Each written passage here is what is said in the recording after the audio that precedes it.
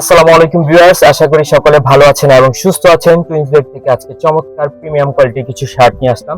চলুন শার্টগুলো একে একে দেখিয়ে দিচ্ছি। ব্ল্যাক কালারের ভিতরে পাবেন প্রিমিয়াম কোয়ালিটির শার্টগুলো, এমবস ফেব্রিকের ভিতরে, প্রিন্টের কোয়ালিটি খুবই ভালো।